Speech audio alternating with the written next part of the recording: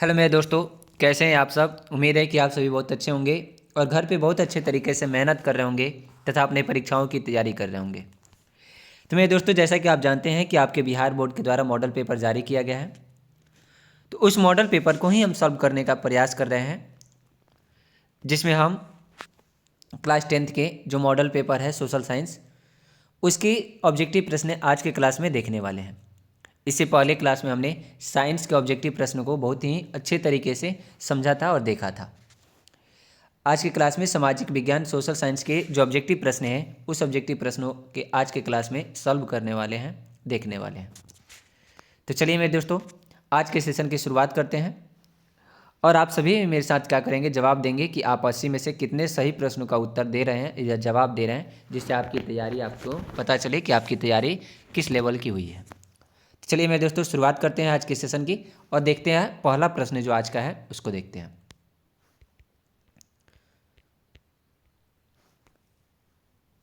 तो पहला प्रश्न जो दिया है कि द्वितीयक क्षेत्रीय गतिविधियों में निम्नलिखित में से किसे शामिल करते हैं। तो जो अर्थव्यवस्था होता है उसके क्षेत्र को कितने भागों में बांटा गया है, 3 भागों में बांटा गया है। प्राथमिक क्षेत्र, द्वितीयक क्षेत्र, तृतीयक क्षेत्र। प्राथमिक क्षेत्र को कृषि क्षेत्र कहते हैं, द्वितीयक क्षेत्र को निर्माण क्षेत्र कहते हैं, जिसमें विनिर्माण शामिल होता है, बिजली उत्पादन भी शामिल होता है, निर्माण कार्य भी शामिल होता है। यानी इनमें से सभी जो रहेगा वह सही उत्तर हो जाएगा किसमें, द्वितीयक क्षेत्र में। सेवा क्षेत्र जो रहता है वह तृतीयक क्षेत्र होता है।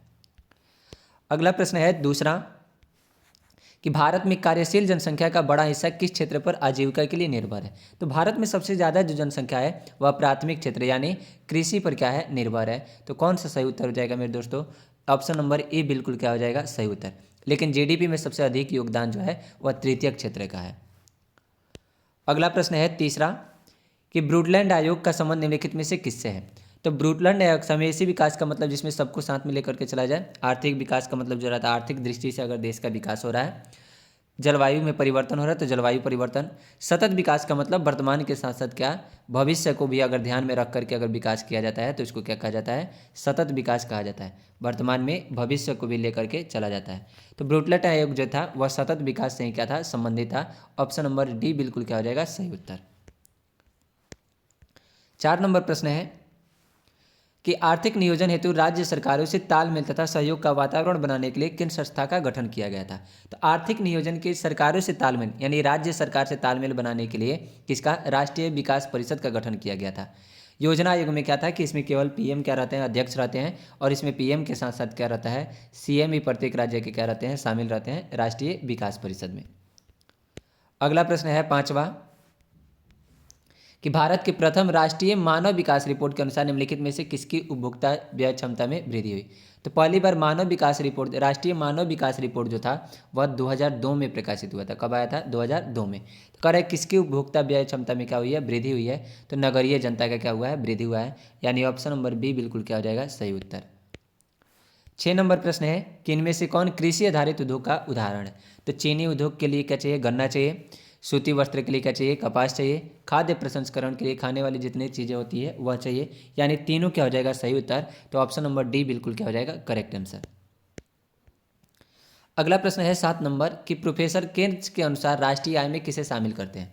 तो केन्स के अनुसार क्या होता है कि जो खर्च करते हैं वह शामिल होता है, और जो विनियोग रहता है, जो इन्वेस्टमेंट करते हैं, जो इन्वेस्ट करते हैं वह दोनों शामिल होता है। उपभोग व्यय भी शामिल होता है और क्या, विनियोग व्यय भी शामिल होता है। तो ऑप्शन नंबर ए और बी दोनों क्या हो जाएगा, सही उत्तर हो जाएगा। तो ऑप्शन नंबर सी बिल्कुल क्या हो जाएगा, सही उत्तर।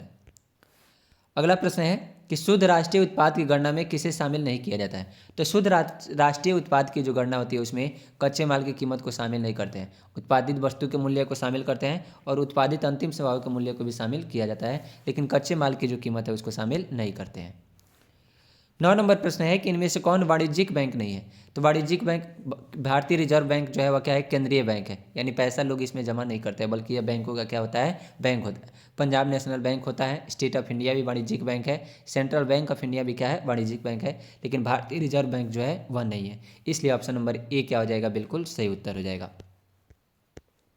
अगला प्रश्न है 10 नंबर कि सहकारिता के संचालन का दायित्व राज्य सरकारों को कब प्राप्त हुआ।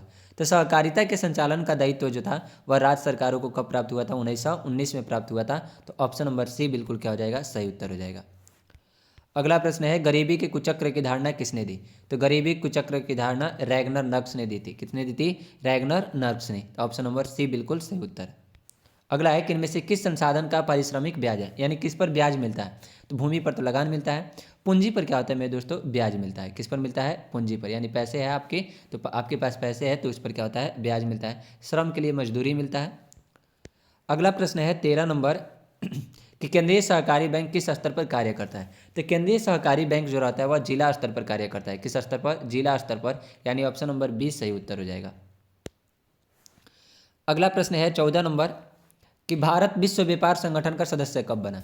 तो भारत विश्व व्यापार संगठन का सदस्य यानी WTO का जो स्थापना हुआ था, तो स्थापना के समय ही भारत उसका सदस्य था और यह 1995 में स्थापना हुआ था। तो ऑप्शन सी बिल्कुल क्या हो जाएगा? सही उत्तर।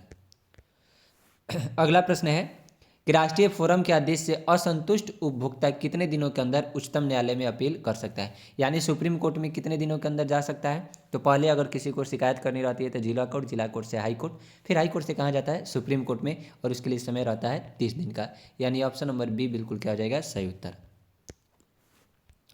अगला प्रश्न है कि मेजनी का संबंध किस दल से था? तो मेजनी का संबंध जो था वह मुख्य रूप से अगर देखा जाए तो कार्बोनरी दल से था, लेकिन उसने यंग यूरोप की भी स्थापना किया था, यंग इटली की भी स्थापना किया था। तो अगर इस ऑप्शन के अनुसार हम जाएंगे तो क्या हो जाएगा? इनमें से सभी सही उत्तर हो जाएगा। लेकिन आपकी किताब में क्या रहता है कि प्रश्न ऐसे दिया है तो इसमें यंग यूरोप और यंग इटली नहीं दिया है, तो कार्बन उसका क्या करता है? सही उत्तर मानता है। अगला प्रश्न है 17 नंबर कि कालस्वाद आदेश किसने जारी किया? तो कालस्वाद आदेश जो था वह किसने किया था? मेटरनिख ने क्या किया था? जारी किया था, यानी ऑप्शन नंबर डी बिल्कुल क्या है? सही उत्तर है। 18 नंबर प्रश्न है कि साम्यवादी शासन पहली बार कहाँ अपनाया गया? तो साम्यवादी शासन जो था वो पहली बार रूस में अपनाया गया था, यानी ऑप्शन नंबर ए बिल्कुल क्या है? सही उत्तर है। अगला है रूस की मार्च क्रांति के बाद वहाँ किसके नेतृत्व में सरकार बनी? तो एक मार्च में क्रांति हुई थी मेरे दोस्तों, और एक बात करें तो अक्टूबर में क्रांति हुई थी। तो मार्च में जो क्रांति हुई थी उस समय वह केरेंस्की की सरकार बनी थी, और जो अक्टूबर में क्रांति हुई तो उस समय लेनिन की सरकार बनी।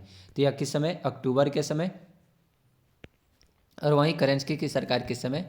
मार्च के बाद क्या बनी थी? इसकी सरकार बनी थी, लेकिन पूरा नहीं हुआ था तो उसको पूरा कौन किया? लेनिन, और अक्टूबर की क्रांति के बाद लेनिन की सरकार बनी थी। अगला प्रश्न है चेका कैसा संगठन था? तो चेका जो था वह क्या था? एक गुप्त पुलिस संगठन था। क्या था? एक गुप्त पुलिस संगठन, यानी ऑप्शन ए बिल्कुल सही उत्तर है। अगला प्रश्न है प्रथम यूटोपियन समाजवादी कौन था? तो प्रथम यूटोपियन समाजवादी की बात करें तो सेंट साइमन था। यह सभी क्या थे? यूटोपियन समाजवादी थे, लेकिन सेंट साइमन जो था वह प्रथम यूटोपियन समाजवादी था। अगला प्रश्न है बाउदाई की सरकार को निम्न में से किसका समर्थन प्राप्त था? तो बाउदाई की सरकार को अगर देखें तो अमेरिका का भी समर्थन था और फ्रांस का भी, लेकिन मुख्य रूप से जो था वह फ्रांस का समर्थन प्राप्त था, यानी ऑप्शन नंबर बी बिल्कुल क्या हो जाएगा? सही उत्तर।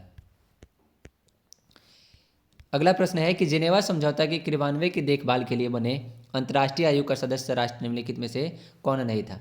तो इसमें कौन नहीं था मेरे दोस्तों? तो चीन नहीं था, यानी ऑप्शन नंबर बी सही उत्तर। अगला है 24 नंबर प्रश्न कि स्वराज का लक्ष्य किस कांग्रेस अधिवेशन में पारित किया गया था? तो स्वराज का जो लक्ष्य था मेरे दोस्तों वह किस अधिवेशन में? तो लाहौर अधिवेशन 1929 में क्या किया गया था? पारित किया गया था, जिस समय कहा गया था कि प्रत्येक वर्ष हम 26 जनवरी को आज़ादी दिवस मनाएंगे। अगला प्रश्न है कि तिनकठिया व्यवस्था समाप्त करने की सिफारिश किसने की? तो तिनकठिया व्यवस्था समाप्त करने के तिनकठिया किससे है? तो चंपारण नील विद्रोह से संबंधित है, और इसकी समाप्त करने की सिफारिश चंपारण एग्रीगेशन कमेटी ने किया था, यानी चंपारण एग्रियन समिति ने क्या किया था? इसको समाप्त करने की सिफारिश की थी, यानी ऑप्शन ए बिल्कुल क्या हो जाएगा? सही उत्तर। मेरे दोस्तों आप सभी जवाब देंगे कि 25 में से आपका कितने प्रश्नों का सही आपने जवाब दिया। चलिए बढ़ते हैं अगले प्रश्न की ओर, देखते हैं। अगला प्रश्न है आपका 26 नंबर कि जालियांवाला बाग हत्याकांड की जांच के लिए किस समिति की को नियुक्त किया गया था? तो जालियांवाला बाग हत्याकांड की जांच के लिए हंटर समिति का गठन किया गया था। जालियांवाला बाग जो हत्याकांड हुआ था वह 13 अप्रैल 1919 को हुआ था। कब हुआ था? 13 अप्रैल 1919, और इसको समाप्त करने के लिए हंटर समिति का गठन किया गया था। अगला प्रश्न है हिंद स्वराज नामक पुस्तक के लेखक कौन है? हिंद स्वराज नामक पुस्तक के लेखक महात्मा गांधी है। कौन है? महात्मा गांधी, यानी ऑप्शन सी बिल्कुल सही उत्तर। अगला प्रश्न है कि 1920 में मानवेंद्र नाथ राय ने भारतीय कम्युनिस्ट पार्टी की स्थापना कहाँ की थी? तो भारतीय कम्युनिस्ट पार्टी की जो स्थापना थी वह ताशकंद में हुआ था। कहाँ हुआ था?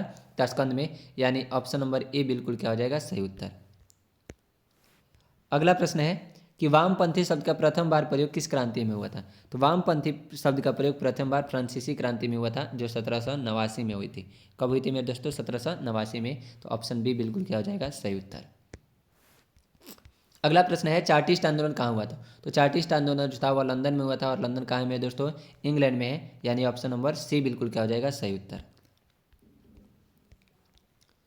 नेक्स्ट प्रश्न है 31 नंबर, कि पराजित तुर्की के साथ कौन सी संधि की गई? तो पराजित तुर्की के साथ एड्रियानोपुल की संधि की गई थी। कौन सी संधि? एड्रियानोपुल की, यानी ऑप्शन नंबर डी बिल्कुल क्या था? सही है।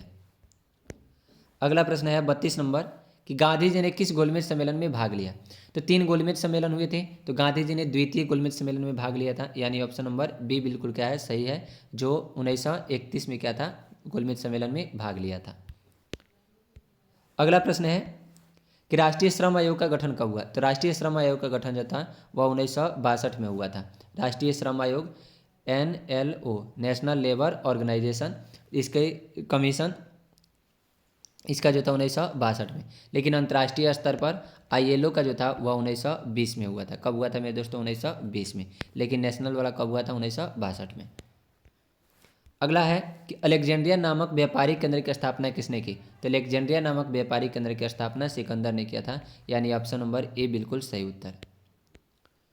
अगला प्रश्न है कि अंतर्राष्ट्रीय पुनर्निर्माण एवं विकास बैंक को किस अन्य नाम से भी जाना जाता है? तो अंतर्राष्ट्रीय पुनर्निर्माण एवं विकास बैंक को विश्व बैंक के नाम से जाना जाता है, यानी ऑप्शन नंबर बी बिल्कुल क्या हो जाएगा? सही उत्तर।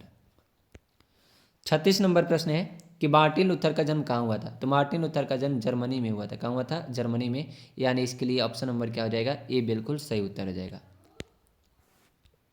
37 नंबर प्रश्न है, मुद्रणालय स्थापित करने से पूर्व लाइसेंस लेना किसने अनिवार्य किया? तो यह किसने किया था? तो गवर्नर जनरल जॉन एडम्स ने किया था, यानी ऑप्शन नंबर सी बिल्कुल क्या है? सही उत्तर है।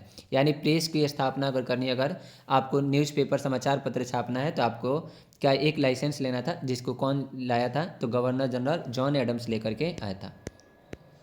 नेक्स्ट प्रश्न है 38 नंबर, कि मोतीलाल नेहरू ने किस समाचार पत्र का संपादन किया था? तो मोतीलाल नेहरू ने किस समाचार पत्र का? तो इंडिपेंडेंस का संपादन किया था, यानी ऑप्शन नंबर ए बिल्कुल क्या है? सही उत्तर है। अगला प्रश्न है 39 नंबर, कि मैसूर का शासक टीपू सुल्तान किस क्रांति से प्रभावित था? तो वह फ्रांस की क्रांति से क्या था? प्रभावित था, जो 1789 में हुई थी। नेक्स्ट प्रश्न है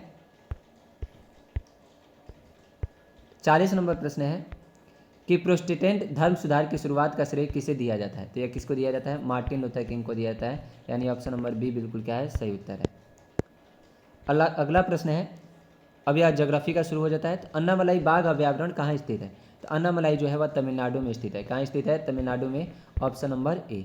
अभी तक आपने कितने सही प्रश्नों का उत्तर दिया? 40 में से कितने सही प्रश्नों का उत्तर दिया? आप सभी कमेंट बॉक्स में जवाब देंगे। चलिए नेक्स्ट प्रश्न की ओर बढ़ते हैं और देखते हैं आपका 42 नंबर प्रश्न। 42 नंबर प्रश्न है कि निम्नलिखित में किसमें जीवाश्म होते हैं? तो जीवों का अंश किसमें होता है? तो कोयला में होता है। किसमें होता है? कोयला में, यानी ऑप्शन नंबर सी बिल्कुल क्या हो जाएगा? सही उत्तर।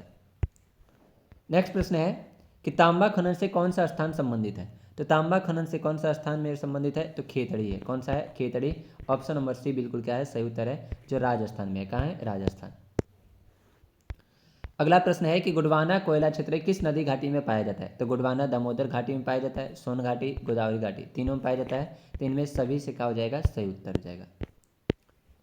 अगला प्रश्न है 45 नंबर, कि निम्नलिखित में से कौन नकदी फसल का उदाहरण है? तो नकदी फसल की अगर बात करें तो जिसको बेच करके पैसा तुरंत मिल जाता है, तो गन्ना है, मूंगफली भी है, रबर भी है, यानी इनमें से सभी आपका क्या हो जाएगा? सही उत्तर हो जाएगा। 46 नंबर प्रश्न है कि भारत में पहली चीनी मिल किसके द्वारा शुरू की गई?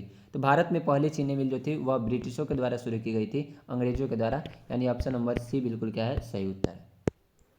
47 नंबर प्रश्न है कि इनमें से कौन आकस्मिक प्रबंधन का घटक है? यानी अचानक से कोई अगर चीज़ें घटित होती है तो उसके लिए प्रबंधन किसके द्वारा किया जा सकता है? तो स्थानीय प्रशासन होता है, स्थानीय लोग भी हो सकते हैं, स्वयंसेवी संगठन भी हो सकते हैं, यानी इनमें से सभी क्या है? सही उत्तर है। 48 नंबर प्रश्न है कि सरदार सरोवर कृत्रिम जलाशय किस नदी पर निर्मित है? तो सरदार सरोवर कृत्रिम जलाशय जो है वह किस नदी पर है? तो नर्मदा नदी पर है। यह एक क्या है? तो यह भ्रंश घाटी से होकर के बहती है, जो मध्य प्रदेश के अमरकंटक से निकलती है। अगला प्रश्न है 49 नंबर, कि निम्नलिखित में से कौन मानव जनित आपदा है? तो मानव जनित आपदा यानी जो मानव उत्पन्न करता है, तो वह कौन है? सांप्रदायिक दंगे है। भूस्खलन प्राकृतिक है, बाढ़ भी क्या है प्राकृतिक, सुनामी भी क्या है प्राकृतिक है। 50 नंबर प्रश्न है कि भूकंप संभावित क्षेत्रों में भवनों की आकृति कैसी होनी चाहिए। तो जहाँ पर भूकंप आते रहते हैं वहाँ पर भवनों की आकृति किस प्रकार का होना चाहिए, आयताकार होना चाहिए, रेक्टेंगुलर होना चाहिए। नेक्स्ट प्रश्न है 51 नंबर, कांडला विशेष आर्थिक क्षेत्र कहाँ स्थित है। तो विशेष आर्थिक क्षेत्र अगर देखा जाए तो 8 है, कितनी है 8, और इसमें से एक कांडला, और कांडला जो है वह कहाँ है गुजरात में है, कहाँ है गुजरात में, यानी ऑप्शन ए बिल्कुल क्या हो जाएगा सही उत्तर हो जाएगा, स्पेशल इकोनॉमिक जोन। नेक्स्ट प्रश्न है 52 नंबर कि भारतीय डाक विभाग की स्थापना कब हुई थी। तो भारतीय डाक विभाग की जो स्थापना हुई थी वह 1854 में हुई थी। कब हुई थी 1854 में, और इसी के लिए क्या किया जाता है पिन कोड जारी किया जाता है, जो 6 अंकों का पिन कोड रहता है। अगला प्रश्न है 53 नंबर कि भारत में ग्रैंड ट्रंक रोड की कुल लंबाई कितनी है। तो ग्रैंड ट्रंक रोड की अगर कुल लंबाई की बात करें तो वह कितनी है, लगभग 2500 किलोमीटर है, कितनी है 2500 किलोमीटर। अगला प्रश्न है 54 नंबर कि भारत में बिजली उत्पादन में निम्नलिखित में किसकी हिस्सेदारी सर्वाधिक है, यानी सबसे ज़्यादा बिजली किससे उत्पादन होता है। तो वह तापीय विद्युत से, जैसे कोयला हो गया, इन चीज़ों से क्या कहते हैं तो करते हैं उत्पादन करते हैं। इसके बाद क्या है जल है, उसके बाद से सबसे कम किससे होता है परमाणु से। 55 नंबर प्रश्न है कि पुराने जलोढ़ को किस नाम से जाना जाता है। तो खादर जो रहता है वह नए जलोढ़ को जाना जाता है, पुराने जलोढ़ को बांगर मिट्टी कहा जाता है, क्या कहा जाता है बांगर मिट्टी। रेगुर मृदा का एक और नाम क्या है काली मृदा, क्या नाम है काली मृदा, यानी ऑप्शन नंबर क्या हो जाएगा इसका सही उत्तर पुरानी के लिए बांगर मिट्टी। अगला प्रश्न है 56 नंबर कि भारत में तांबा गलाने का पहला कारखाना कहाँ स्थापित हुआ था। तो तांबा गलाने का पहला कारखाना जो था वह घाटशिला में स्थापित हुआ था, कहाँ हुआ था घाटशिला, यानी ऑप्शन नंबर बी बिल्कुल क्या है सही उत्तर है। 57 नंबर प्रश्न है कि काजू की खेती के लिए कौन सी मृदा उपयुक्त है। तो काजू की खेती के लिए मेरे दोस्तों कौन सी मृदा उपयुक्त होती है, तो वह लेटराइट मृदा होती है, किसके लिए लेटराइट। रेगुन मृदा कपास के लिए। अगला प्रश्न है 58 नंबर, प्रसिद्ध सिंदरी उर्वरक संयंत्र कहाँ स्थित है। तो सिंदरी उर्वरक संयंत्र जो फर्टिलाइजर के लिए खाद के लिए रहता है वह कहाँ है झारखंड में है, कहाँ है झारखंड में, यानी ऑप्शन सी बिल्कुल क्या है सही उत्तर। नेक्स्ट प्रश्न है 59 नंबर कि भद्रावती इस्पात कारखाने में लौह अयस्क कहाँ से प्राप्त होता है। तो भद्रावती इस्पात कारखाने में जो लोहा रहता है वह कहाँ से, तो बाबा बुदन की पहाड़ी से क्या होता है प्राप्त होता है, यानी ऑप्शन नंबर सी बिल्कुल क्या है सही उत्तर है। नेक्स्ट प्रश्न है 60 नंबर कि इनमें से कौन भूक्षरण का कारण है, यानी भूमि का क्षरण का कारण कौन होता है। तो तीव्र वर्षा भी होता है, वनों की कटाई भी होती है, खनन गतिविधियाँ भी होती है। तो इनमें से सभी क्या हो जाएगा सही आपका उत्तर हो जाएगा, जो भूमि को नष्ट करने का क्या करता है कार्य करता है। अभी तक मेरे दोस्तों हमने कितना प्रश्न देखा 60। आप सभी जवाब दें कि 60 में से आपने कितने प्रश्नों का सही जवाब दिया, कितना आपका क्या हुआ सही हुआ। चलिए बढ़ते हैं अगले प्रश्न की ओर, देखते हैं 61 नंबर प्रश्न कि मोनाजाइट किस राज्य में प्रचुरता में पाया जाता है। तो मोनाजाइट जो है मेरे दोस्तों वह किस राज्य में पाया जाता है सबसे अधिक, तो वह छत्तीसगढ़ में पाया जाता है, ऑप्शन नंबर डी। 62 नंबर है कि भारत में सर्वाधिक विस्तृत भू आकृति कौन है। तो सबसे ज़्यादा कौन है मैदान है, जो लगभग 43% पर है, कितना है 43% पर है। उसके बाद से क्या है पठार है, फिर क्या है पर्वत है। नेक्स्ट प्रश्न है बिहार में अति जल दोहन से किस तत्व का संकेंद्रण बढ़ा है। तो अति जल दोहन से आर्सेनिक का बढ़ा है, किसका बढ़ा है आर्सेनिक का, यानी ऑप्शन नंबर बी बिल्कुल क्या हो जाएगा सही उत्तर। अगला प्रश्न है 64 नंबर, कांवर झील कहाँ स्थित है। तो बिहार में कांवर झील है, और बिहार के किस जिले में, तो बेगूसराय जिले में है, यानी ऑप्शन नंबर ए बिल्कुल क्या हो जाएगा सही उत्तर। 65 नंबर प्रश्न है कि भारत में मैंग्रोव मुख्यतः कहाँ पाया जाता है। तो मैंग्रोव वन जो रहता है वह ज़्यादातर तटीय भागों में पाया जाता है, और इसमें सभी तटीय क्षेत्र ही दिया है, लेकिन सबसे अधिक कहाँ है तो वह सुंदरवन में है, कहाँ है सुंदरवन के डेल्टा में सबसे अधिक मैंग्रोव वन पाए जाते हैं। विश्व का सबसे बड़ा भी डेल्टा कौन है सुंदरवन का डेल्टा। किस खनिज को उद्योगों की जननी माना गया है। तो किस खनिज को, यानी सब उद्योग में सबसे ज़्यादा किस चीज़ का प्रयोग होता है तो लोहा का, तो इसलिए उद्योगों की जननी किसको कहा जाता है लौह अयस्क को। 67 नंबर प्रश्न है कि पूर्वोत्तर रेलवे का मुख्यालय कहाँ है। पूर्व मध्य रेलवे का मुख्यालय कौन हो जाएगा हाजीपुर। पूर्वोत्तर का पूछ रहा है तो वह कौन हो जाएगा गोरखपुर हो जाएगा, कौन हो जाएगा गोरखपुर, ऑप्शन नंबर क्या हो जाएगा डी। और पूर्व का मुख्यालय पूछेगा तो कौन हो जाएगा कोलकाता। 68 नंबर प्रश्न है कि बिहार के किस जिले में नहरों द्वारा सर्वाधिक सिंचाई होती है। तो नहर से सबसे ज़्यादा सिंचाई जो होती है वो रोहतास जिले में होती है, कहाँ होती है रोहतास में, तो ऑप्शन नंबर ए बिल्कुल क्या हो जाएगा सबसे सही उत्तर हो जाएगा। गेहूँ भी सबसे अधिक, चावल भी सबसे अधिक कहाँ होता है रोहतास में ही होता है। अगली बात करें 69 नंबर, तो पंचायत समिति का कार्यकाल होता है, तो पंचायत समिति का जो कार्यकाल रहता है वह कितना होता है, 5 वर्ष का होता है। कितना होता है, 5 वर्ष का, यानी ऑप्शन नंबर सी बिल्कुल क्या हो जाएगा, सही उत्तर। अगला प्रश्न है कि नगर निकायों का संबंध किस संवैधानिक संशोधन से है। तो पंचायती राज की बात करें तो वह 73वां संविधान संशोधन से, और नगर निकाय का संबंध जो है वह 74वां संविधान संशोधन से है, यानी ऑप्शन नंबर डी बिल्कुल क्या है, सही उत्तर है। 71 नंबर प्रश्न है कि समवर्ती सूची पर किसे कानून बनाने का अधिकार होता है। तो समवर्ती सूची पर किसको अधिकार, कानून बनाने का अधिकार है, तो राज्य और केंद्र दोनों का होता है। सूची कितने प्रकार की होती है, 3 प्रकार की। एक होती है संघ सूची, एक होती है राज्य सूची, और एक होती है क्या मेरे दोस्तों, तो समवर्ती सूची होती है। तो समवर्ती सूची में केंद्र और राज्य दोनों रहते हैं, तो ए और बी दोनों क्या हो जाएगा, सही उत्तर हो जाएगा ऑप्शन नंबर सी। संघ सूची में कौन बनाता है, केंद्र बनाता है। राज्य सूची में राज्य का अधिकार, और समवर्ती सूची में दोनों का अधिकार रहता है। 72 नंबर प्रश्न है कि ग्राम पंचायत में निम्नलिखित में से किसके लिए स्थान आरक्षित है।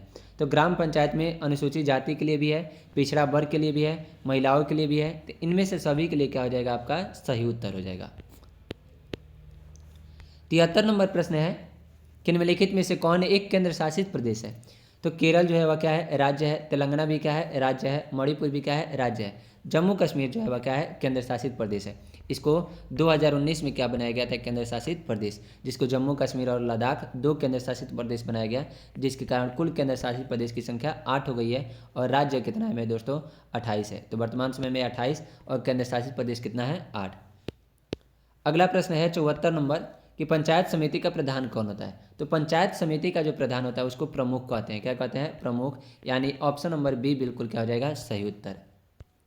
75 नंबर प्रश्न है कि नेपाल में लोकतंत्र की वापसी कब हुई। तो लोकतंत्र की वापसी जो थी वो 2006 में हुई थी। ऑप्शन नंबर सी बिल्कुल क्या हो जाएगा, सही उत्तर हो जाएगा।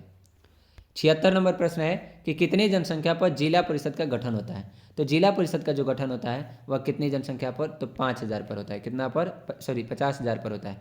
ऑप्शन डी बिल्कुल क्या हो जाएगा, सही उत्तर हो जाएगा। नेक्स्ट प्रश्न देखते हैं 77 नंबर।